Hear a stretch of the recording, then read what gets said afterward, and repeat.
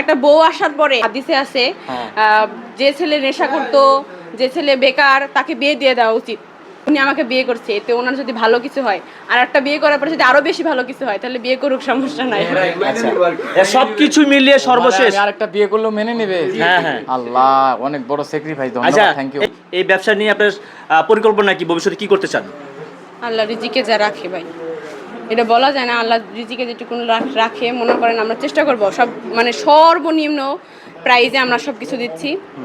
আর আরও কিছু কিছু মানে ব্যাগের কালেকশন আছে আপুদের জন্য, বোরখার কালেকশন আছে, এগুলোর ভিতরে 10% করে আমরা আরও ছাড় রাখছি। সর্বনিম্ন প্রাইজের থেকেও 10% ছাড় রাখছি।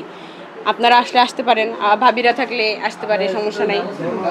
তো এরপরে যদি আল্লাহ, আমরা লাভটা কম রাখছি, এতে যদি আল্লাহ খুশি হয়, খুশি হয়েছে আরও কিছু করার চেষ্টা মানে আমরা পারি, চেষ্টা করলে যদি পারি, তাহলে অবশ্যই আরও কিছু ভালো হবে। আলম ভাই, ব্যবসা নিয়ে পরিকল্পনা কি ভবিষ্যৎ?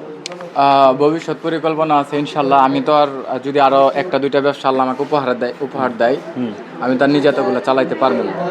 তবে চিন্তা ভাবনা আছে, আমি ইনশাল্লাহ এটার সাথে অ্যাটাচ করে ফেলবো। সামনের বছর না পারলেও পরের বছর হয়ে যাবে কয়েকটা। আচ্ছা, এই যে দেখলাম ওই মালগুলো অনেক কষ্ট করে দুজনে মিলে কালেকশন করেছেন, বিভিন্ন জায়গায় ঘুরে ঘুরে এনেছেন, মানে এগুলো কি, হ্যাঁ এইটা একটু জানতে চাচ্ছি, কিরকম কষ্ট হয়েছে, পরিশ্রম হয়েছে? ভাই, আমি যতটুকু কষ্ট করছি, ও একজন মেয়ে হিসেবে, মানে শুধু এটা বউ হিসেবে বললেই শুধু হবে না, মেয়ে হিসেবে বলবো ও অনেক কষ্ট করছে ভাই। একটা না, আমরা এমন রাত গেছে, একটা দুইটা গেছে, আমরা ঘুমাই নাই, ঠিক আছে?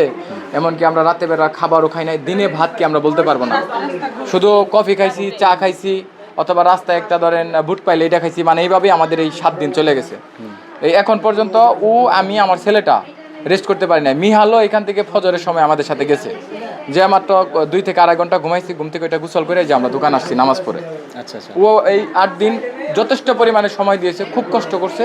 এই জন্য আমি ওর হাজব্যান্ড হিসেবে কৃতজ্ঞতা পোষণ করতেছি। আর আজকে ও ভিডিওতে যা কিছু বললো, এই আপনাদের শুরু থেকে এই পর্যন্ত জি, নিজে সব কিছু বলছে, মানে ওর মনে যা হয়েছে, ও যা চাইছে, ওর ইচ্ছা হয়েছে, ওই অনুযায়ী বলছে। একটা বিষয় আছে না যে তুমি কোনোদিন বলো নাই কিংবা এগুলো বলতে পারে, এভাবে বলে, আমি এগুলো আর কিছুই বলিনি। আমি বলছি যা সত্য, যেভাবে মন চায়, তোমার যা ভালো লাগে তুমি ওইভাবেই কথা বলো। একটা ভিডিও আপলোড করেছেন, সেখানে আমরা দেখেছি ভাবির ব্যাগটা আপনি সবসময় গলায় জুড়ে রাখছেন। এটা কি ভাবি আপনার দায়িত্ব দিচ্ছেন, আপনি নিজে ইচ্ছে নিয়েছিলেন? এইটা হচ্ছে গিয়ে ভাই, ওই ব্যাগের ভিতরে গত 7 দিন মানে একদম টাকা ছিল ভরপুর, ফুল।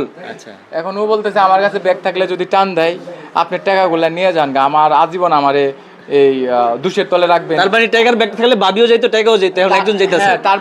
তারপরে এখানে আরো কিছু কথা আছে। সেটা হচ্ছে ও অ্যাকচুয়ালি আমার কাছে ভিডিও আছে, ব্যাংক থেকে যখন একবার টাকা উঠাইছে, একবারের টাকা ও আমার সাথে ছিল, সবগুলো টাকা ওর হাতে তুলে দিছি। পরে দেখলাম যে খুব আনিজি, এবং ওই ব্যাগটা ধরলেও কাঁপে, ঠিক আছে?